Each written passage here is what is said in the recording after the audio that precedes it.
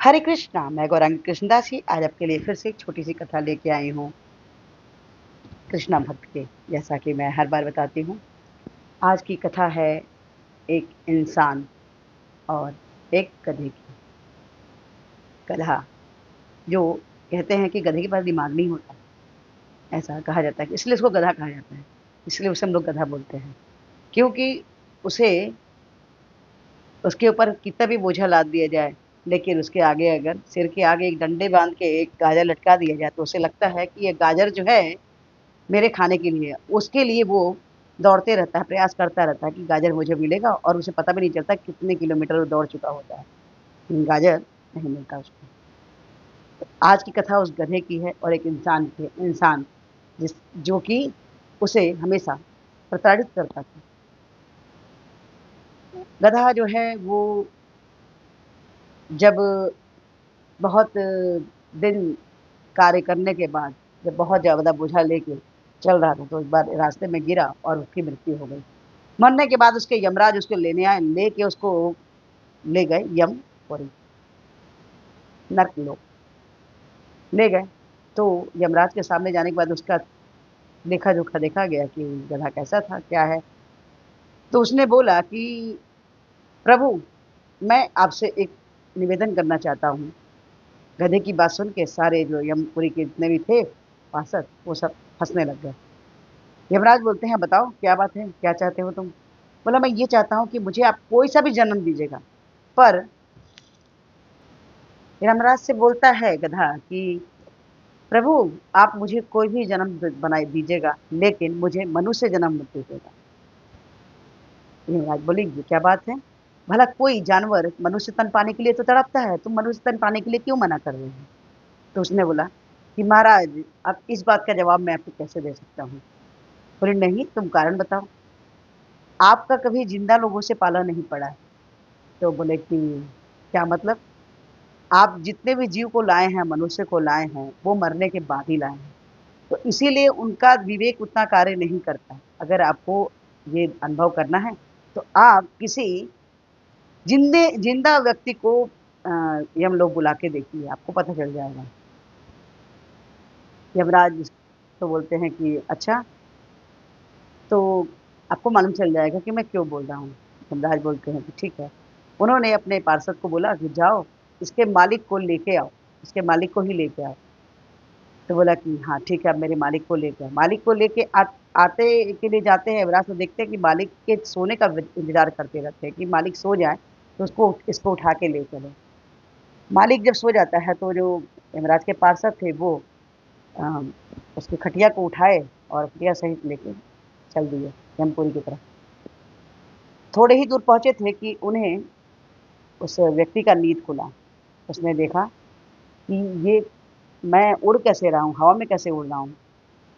तो उसने नीचे झाँक के देखा तो कोई ज़मीन का नामो-निशान नहीं था, वो हवा में उड़ रहा था, खटिया हवा में उड़ रही थी। तो उन्होंने पार्षद से पूछा, ये बताओ, तुम मुझे लेके कहाँ जा रहे हो? तो बोलता है, तुमको यमपुरी में बुलाया गया है, तुमको यमपुरी चलना है। तो बोला, अरे मैं तो वो तो मरे लोग जाते हैं ना, यमराज तो मरे लोग को बुलाते हैं, मैं तो ज़िंदा हूँ, मुझे क्यों लेके जा रहे हैं? तो बोलते हैं कि नहीं, यमराज बोले हैं कि तुमको ज़िंदा लेके आना है, तुम्हारा गधा बुला रहे हैं। वो बोले अच्छा। तब तक वो व्यक्ति अपने बिस्तर पे देखा तो एक पेन और एक कागज़ पड़ा था। उस कागज़ को पे उसने कुछ लिखा और लिख के रख लिया। जैसे ही वो यमराज देवता के पास पहुँचता है, तो यमराज से वो बोलता है कि प्रभु, ये आपके लिए कागज़। उसने एक चिट्ठी दिया यमराज को। यमराज देखते ही तुरंत उसको उसको बुलाए और बुला के अपने सिंहासन बिठाए। यमराज अपने सिंहासन उसको दे दिए बैठने के लिए उस व्यक्ति को। आखिर ऐसा क्या लिखा था उस कागज़ में? ये सीक्रेट तो किसी को भी नहीं पता था, ये बातें किसी को नहीं मालूम थी। लेकिन यमराज से बोलता है अब यमराज उसकी आज्ञा की, जो कि उसपे जो भी लिखा था उस कारण से यमराज उसकी सेवा करने लग गया। सारे यमपुरी के लोग भी सेवा करने लग गए। और वो जाते ही बोलता है कि बोलिए क्या महाराज, आपको क्या ऑर्डर है, क्या करना है? यमराज जो उसके सिंहासन में व्यक्ति बैठा रहता है, बोलता है कि आज से कोई भी कैसा भी कर्म क्यों ना करे, कोई भी नर्क में नहीं आएगा, सभी स्वर्ग में जाएँगे। अच्छा, यमराज के हिसाब से ही सभी लोग जो भी अच्छा काम करें या बुरा काम करें, सब स्वर्ग में जाएँगे। स्वर्ग लोक में रोज़ जाते-जाते वहाँ क्या हुआ कि वहाँ स्वर्ग लोक में भीड़ हो गई। और यहाँ नर्कलोक में थोड़ा भी भीड़ नहीं, दरवाजे बंद हो गए, स्वर्गलोक नर्कलोक के दरवाजे बंद हो गए, कोई भी यमपुरी में नहीं आ रहा था। ये देखकर सारे देवता हड़बड़ा के क्या कि स्वर्गलोक में इतनी ज्यादा भीड़ धरती लोक से कैसे आने लगे, क्या कारण है, उन्हें समझ में नहीं आ रहा था। लेकिन थोड़ी देर बाद जब वहां पे गए नारद मुनि और जाके पूछते हैं कि आखिर क्या कारण है कि स्वर्गलोक में ये लोग, तब तक विष्णु जी को आभास हो गया कि लगता है कि कोई जिंदा व्यक्ति यमपुरी आ गया है। वो जैसे ही यमपुरी के पास आते हैं और यमराज से पूछते हैं, यमराज आप यहाँ, तो बोलते हैं कि आपके यहाँ ये क्या हो रहा है, आखिर यमपुरी में कोई क्यों नहीं आ रहा है, सब स्वर्गलोक में ही जा रहे हैं। बोलते महाराज आपने ही तो, प्रभु आपने ही तो लेटर दिया था, आप ही ने तो चिट्ठी दी थी, पत्र लिखा था कि ये व्यक्ति मेरे पास एक चिट्ठी लेके आया था, और उसने जैसे ही विष्णु जी को देखा वो तुरंत अपने सिंहासन को छोड़ा, वो व्यक्ति वो छोड़ के खड़ा हो गया और बोलता है, प्रभु आप जो हैं कि आपके कारण ही मैं तो यहाँ पे बैठ पाया, और आप जो हैं मुझे इस सिंहासन का वो बनाया, लेकिन मैं आपका इंतजार करता, मैं आते ही मैं जानता था कि 1 हफ्ते के बाद मैं आपको ये सिंहासन छोड़ के मैं चला जाऊँगा। तो विष्णु जी बोलते हैं, देखो ये बोलते हैं मनुष्य की बुद्धि, ये विपत्ति के समय भी इसकी तेज बुद्धि चलने के कारण ये अपने आप को बचा रहा है। कितना होशियार है ये मनुष्य जो है, कि पहले तो तुमको इसने पत्र में क्या लिखा, पत्र उन्होंने विष्णु को दिया तो विष्णु जी हंसने लगे, बोले इस बोलते महाराज आप ही ने तो लिया था लेटर। विष्णु जी ने बोला, बोले मैंने तो लेटर नहीं दिया था, ये लेटर झूठ है, क्योंकि मैंने तो ऐसा उसमें लिखा था पत्र में कि जो व्यक्ति धरती पर से आ रहा है उसको आप अपना सिंहासन दे दीजिए, और जो भी बात बोलता है उसको पूरा कीजिए, आपके कहने के हिसाब से तो मैं कार्य कर रहा था। तो विष्णु जी बोले, बोले मैंने तो ऐसा कुछ लिखा ही नहीं। तो अब अब फिर विष्णु जी हंसने लगे, बोले देखो कितना होशियार है कि ये अपने जान को विपत्ति में देखकर तुरंत मुझसे कहता है कि मैं अभी ही ये आसन छोड़ के जाने वाला था, प्रभु मुझे अब वापस धरती पे भेज दीजिए, और मैं धरती पे जाके एक अच्छा कर्म कर सकूं और अच्छा इंसान बन पाऊं, आपको याद कर पाऊं, इतनी मुझे स्मरण शक्ति हुई है।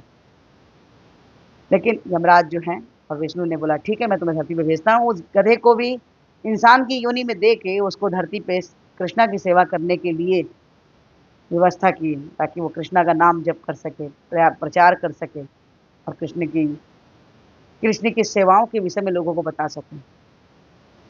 और जो वो व्यक्ति जो वो धरती पर से आया था, जो गधे का मालिक था, उसकी स्मरण शक्ति मिटा दी गई, लेकिन बस उसको इतना ही उसकी याददाश्त में उसको डाला गया कि ताकि वो भी कृष्णा की सेवा करके स्वर्ग लोक का भागीदार बन सके। हैं ऐसे हमारे कृष्णा की लीला, और ऐसे होते हैं कृष्णा के भक्त, जो विपत्ति के समय भी कृष्णा का दामन हाथ छोड़ना नहीं जानते, और कृष्णा भी ऐसे लोगों का साथ कभी नहीं छोड़ते। जो भी कृष्णा पे पूर्ण रूप से निर्धारित होता है, जो बिल्कुल निर्भर रहता है, तो नियति भी उनका साथ देती है। कृष्णा वैसी व्यवस्थाएं करते हैं आपके जीवन में, आपके जीवन को प्रकाशमय बना देते हैं। मैं फिर से वही बात कहूँगी कि आप हमेशा ये अनुभव कीजिए कि आपके साथ में कृष्ण हैं, कृष्ण हैं। ये कोई व्यक्ति नहीं है, लेकिन इनका अनुभव होना बहुत मायने रखता है। और हमेशा हमें पूर्ण विश्वास रखना चाहिए कि कृष्ण हमारे साथ हैं, तो कृष्ण हमारे साथ हैं। ये छोटी सी कथा आपको कैसी लगी? अगर अच्छी लगे तो प्लीज़ लाइक कीजिए, शेयर कीजिए, सब्सक्राइब कीजिए, और इस वीडियो को हमारी विनम्रता है कि हमारे पूर्ति चर्चिल प्रपाद में हरे कृष्ण महामंत्र जपने के लिए बोले, जो कुछ इस प्रकार से हरे कृष्ण कृष्ण कृष्ण हरे हरे, हरे राम राम राम हरे हरे। तो हरे कृष्ण महामंत्र जपिए, कृष्णा के सबसे प्रिय प्रिय प्रिय बच्चे बन जाइए। और जब आप माला करते हैं, एक माला करिए, अच्छा लगता है, दो, दो से चार, चार से छः, छः से आठ, आठ से 16, जैसे आप 16 माला करते हैं, आपके ऊपर कृष्णा के हित की कृपा होनी, यानी विशेष कृपा होनी शुरू हो जाती है। हरे कृष्ण, राधा राधे राधे।